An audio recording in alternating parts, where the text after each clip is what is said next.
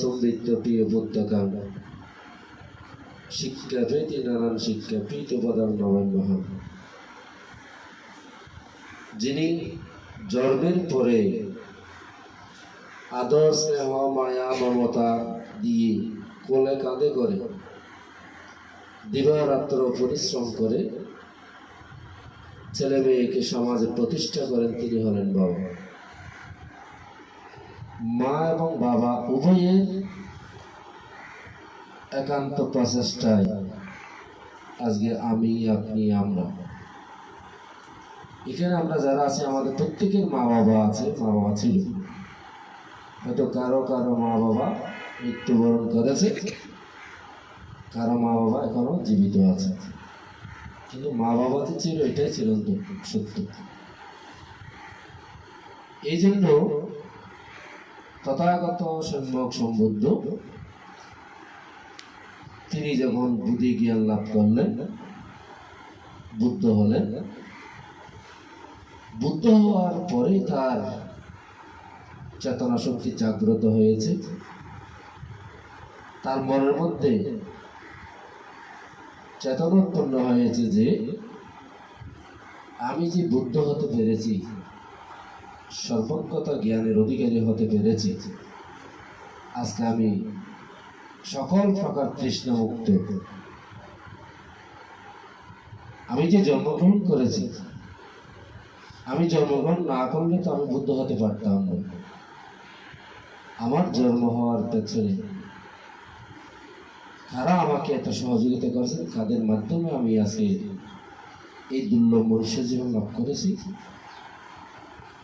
এটা যখন সে বুদ্ধ জ্ঞানে ভাবলেন, তখন তিনি চিন্তা করে তার জ্ঞানের মধ্যে ধরা পড়ল যে মা বাবা না হলে, পিতা মাতা না হলে তিনি জন্মগ্রহণ করতে পারতেন না। তো জন্মগ্রহণ না করে বুদ্ধ হওয়া তো অসম্ভব। তাহলে এখানে সর্বপ্রথম কারই প্রাধান্য পাওয়া যাচ্ছে? জন্ম। তো জন্মটা কোথায় হয়েছে? মা বাবার বয়সে হয়েছে, মা বাবার গর্ভে হয়েছে। তো মা 10 মাস 10 দিন গর্ভে ধারণ করেছে, বাবা আদর স্নেহ মায়া মমতা দিয়েছে। এখন সে মায়ের কথা চিন্তা করে বুঝতে পারলেন মা নেই। মা তার জন্মের 1 সপ্তাহ পরে মৃত্যুবরণ করেছে। তিনি কোথায় লালন পালন হয়েছে? কার হাতে? তার বিবেতা মাসিমার হাতে তিনি লালন পালন হয়েছে, বড় হয়েছে। কিন্তু মাতৃস্নেহ, মায়ের অভাব, সেই বিবেতা তাকে কখনো বুঝতে দেননি। সেটা বুঝেছেন কখন? বুদ্ধ হওয়ার পরে। এতদিন সে জানতো তার মা সেই গৌতমী, কারণ সে কোনো অভাব তাকে অপূর্ণ রাখেননি, সবকিছু তাকে দিয়ে পুত্র স্নেহে লালন পালন করে তাকে বড় করেছে। সে বুদ্ধ হওয়ার পরে তখন তার জ্ঞান উৎপন্ন হলো। তিনি তার জ্ঞান দিয়ে বুঝতে পারলেন যে তার মা জন্মের 1 সপ্তাহ পরে কালগত হয়েছে। এখন তিনি কোথায় আছেন? তিনি জানতে পারলেন সেই দূষিত স্বর্গের মধ্যে অবস্থান করছে, সেখানে তিনি আছেন। তো সেখানে যে তিনি আছেন, সেটা কি তার জন্য উত্তম স্থান নাকি তারপরে আর কোনো দুঃখ তাকে ভোগ করতে হবে? সেটাও জানতে পারলেন যে ওইটাও স্থায়ী নয়। সে দূষিত স্বর্গ তার জন্য স্থায়ী নয়, যথার্থ নয়। সেখান থেকে যে কোনো মুহূর্তে পুণ্য যখন শেষ হয়ে যাবে, আবার ছুতো হয়, তাতে সেখান থেকে মৃত্যুবরণ করে। এখান থেকে যেমন আমরা মৃত্যুবরণ করি, অনুরূপভাবে সেখান থেকে চ্যুত হয় তিনি আবার কোথাও, হয়তো 31 প্রকার লোকভূমির মধ্যে মনুষ্য জগৎ বলুন, তির্যক প্রেত অসুর নিরয় বলুন, এখানে কোনো প্রকারের জন্ম হতে পারে। আবার যদি সে পুনরায় জন্মগ্রহণ করে, তাহলে আবার তাকে পুনঃ দুঃখ ভোগ করতে হবে। কি দুঃখ? জন্ম দুঃখ, জরা দুঃখ, ব্যাধি দুঃখ, মৃত্যু দুঃখ, প্রিয় বিয়োগ দুঃখ, অপ্রিয় সংযোগ দুঃখ, ইচ্ছিত বস্তু অলাভজনিত দুঃখ, সংক্ষেপে পঞ্চস্কন্ধ দুঃখ তাকে ভোগ করতে হবে। তাহলে তার যদি আবার পুনরায় দুঃখ ভোগ করতে হয়, তো তার জন্য তো জন্মটাই যথার্থ নয়। সেই জন্য আর জন্মগ্রহণ না করে কিভাবে তার মুক্ত হওয়া সম্ভব, সেই ব্যবস্থাপনা তার মধ্যে ছিল। তিনি তখন তুষিত জলের মধ্যে গমন করে তাকে অভিধর্ম দেশনার মাধ্যমে তার জন্মের নিরোধ করতে সক্ষম হয়েছিল, আর যেন সে পুনর্জন্মগ্রহণ না করে, সে যেন পরিনির্বাণ লাভ করতে পারে, অর্থাৎ জন্মকে যেন শেষ করতে পারে, সেইভাবে তাকে ধর্মদান দিয়ে মুক্ত করতে সক্ষম হয়েছিল। উপাসক উপাসিকা দেখা গেল। সেক্ষেত্রে দেখুন, তিনি বুদ্ধত্ব লাভ করার পরে কৃতজ্ঞতাবশত তার মাকে ধর্মদান করতে গিয়ে, উদ্ধার করতে গিয়ে, ঋণ শোধ করতে গিয়ে তিনি দূষিত সঙ্গে গমন করেছেন। এখন কি আমার পক্ষে সম্ভব আমার মাকে উদ্ধার করা? কোথায় গিয়েছিল সেটা জানা? আমরা কি সেই জ্ঞানের অধিকারী হতে পেরেছি? আমার জ্ঞাতিদেরকে রক্ষা করার সেই সুযোগ কি আমার আছে? জ্ঞাতিকে রক্ষা করতে গিয়ে, আপনজনকে রক্ষা করতে গিয়ে বুদ্ধ সেই ঢাল ফালাবিহীন বৃক্ষের নিচে বসে তিনি অপেক্ষা করছিলেন। তো কোন একজন তাকে জিজ্ঞেস করলেন, আপনি এত রৌদ্রের মধ্যে ছায়াবিহীন গাছের নিচে কেন বসে আছেন? বলছেন, আমি এখানে বসে আছি, আমার একমাত্র লক্ষ্য হচ্ছে আমার জ্ঞাতিদেরকে রক্ষা করা, জ্ঞাতিদেরকে সৎ পথে আনয়ন করা, জ্ঞান দান করা। তারা লোভ, দেশ, মোহ, হিংসা, বিদ্বেষে জড়িয়ে নিজেদের প্রতি নিজেরাই করছে, তাদেরকে রক্ষা করতে আমি এখানে এসেছি। জ্ঞাতির ছায়া সুশীতল। এই রৌদ্র জ্ঞাতিকে রক্ষা করতে গিয়ে আমার জন্য তেমন কিছু না। আমি যদি আমার জ্ঞাতিকে রক্ষা করতে পারি, তাহলে এই রোদ আমার কাছে শীতল মনে হবে। তো বসে বসে জ্ঞাতিগণ দেখেন, সেই জ্ঞান তিনি লাভ করতে পেরেছিলেন বলে মাকে উদ্ধার করার জন্য, মায়ের প্রতি শ্রদ্ধা কৃতজ্ঞতা জানানোর জন্য দূষিত স্বর্গ পর্যন্ত গমন করতে পেরেছেন। আমরা তো পারবো না। হয়তো আমাদের মধ্যে এরকম আছে কিনা আমি জানি না।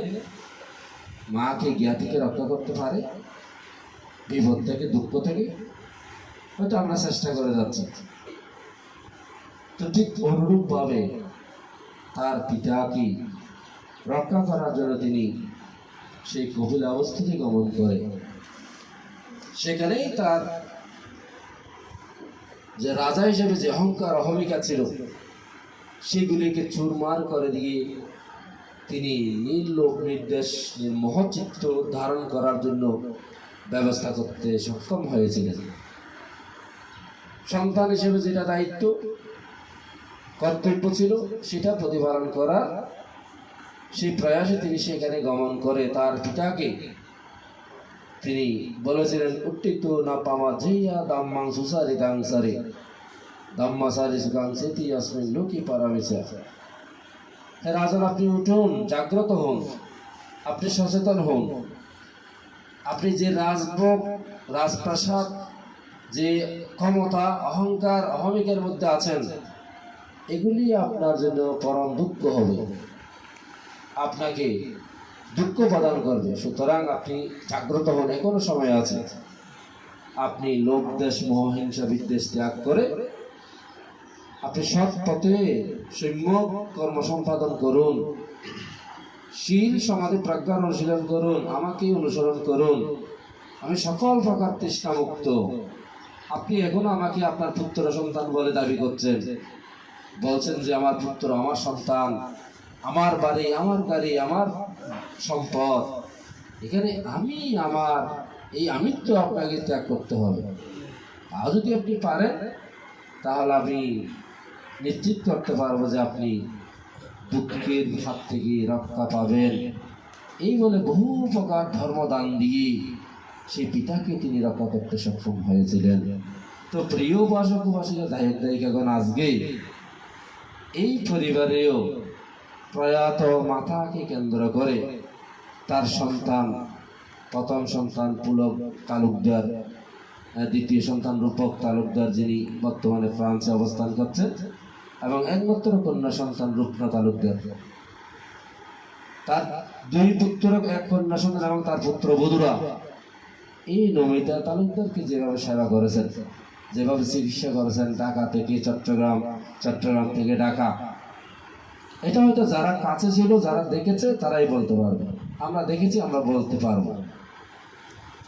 মায়ের প্রতি সন্তানের যে ভালোবাসা, এবং আমাদের প্রকৌশলী সুনীল বাবু বলেছেন, তার যে স্বামী সন্তোষ তালুকদার একজন সহজ সরল ভদ্র নম্র মানুষ, তার মনের মধ্যে কোনো প্রকার হিংসা নাই, লোভ নাই, এবং যেটাকে আমি বলবো মানুষকে ক্ষতি করার কোনো ধরনের চেতনা তার মধ্যে নেই, বরং তিনি পদে পদে ক্ষতিগ্রস্ত হয়েছে মানুষের উপকার করতে গিয়ে, মানুষের ভালো করতে গিয়ে, যেটা আমি দীর্ঘ 24 বছর দেখেছি। এই নিয়মিত উপাসিকাকে আমি দেখেছি, যিনি পুত্র স্নেহে আমাদেরকে রক্ষা করেছেন, আদর ভালোবাসা দিয়েছেন। মন্দিরের পাশেই তার বাড়ি। সোনাঝুরি গ্রামের একমাত্র তালুকদার পরিবার, একটি মাত্র তালুকদার পরিবার আছে সেখানে। এই তালুকদার পরিবারের তারা সদস্য। আমি ওই পরিবারের আরো একজন উপাসিকা মৃত্যুবরণ করেছেন, তাদের পাশের বাড়ি, এবং একজন উপাসক মৃত্যুবরণ করেছে। আমি যাদেরকে দেখেছি তারা অত্যন্ত ভালো মানুষ, এবং ভিক্ষু সংঘের প্রতি তাদের যে শ্রদ্ধা, এই তালুকদার পরিবারের, এটা আগে থেকে, আমার আগেও একজন বান্তে ছিলেন দীর্ঘ 45 বছর, এই পরিবার থেকে সেবা করেছে। বান্তেকে যত প্রকার সুযোগ সুবিধা দিতে হয়, সেবা করতে হয়, এই পরিবার থেকে দিয়েছে। এই তালুকদার পরিবার স্বনামধন্য পরিবার। সোনাইছড়ি রাঙ্গুনিয়াতে অনেক জায়গায় তালুকদার পরিবার আছে, আমি দেখেছি, কিন্তু এই সোনাইছড়ি তালুকদারের পরিবারের তুলনা হয় না।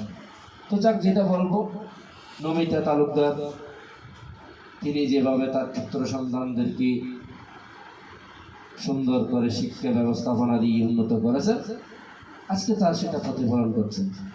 পুলক তালুকদার এখানে চট্টগ্রাম শহরে আছেন, চাকরি করেন, এবং রূপক তালুকদার সেই ফ্রান্সের মধ্যে অবস্থান করছেন। তিনি এখানে থাকতেও ভালো একটা সুন্দর চাকরি করতেন, কিন্তু তিনি সুযোগ পেয়েছেন। তার একটা মনের মধ্যে সবসময় কল্পনা জল্পনা থাকতো, তিনি এই দেশে থাকবেন না। এই দেশের মানুষ, এই দেশের মানুষের কর্ম, এগুলি তার পছন্দ হতো না। তিনি এগুলিকে পছন্দ করতেন না। হিন্দু, বৌদ্ধ, খ্রিস্টান, প্রত্যেকটা মানুষ তার যে অপকর্ম, যে তার চিন্তা, এগুলিকে তিনি পছন্দ করতেন না। তো উপাসক-উপাসিকা জাতিগণ, তো তিনি ফ্রান্সের মধ্যে অবস্থান করছেন আজকে। তো এই নমিতা তালুকদারের স্বামী এখানে রয়েছেন সন্তোষ তালুকদার। তাকে দেখলেই বোঝা যায় তিনি একজন সহজ সরল মানুষ।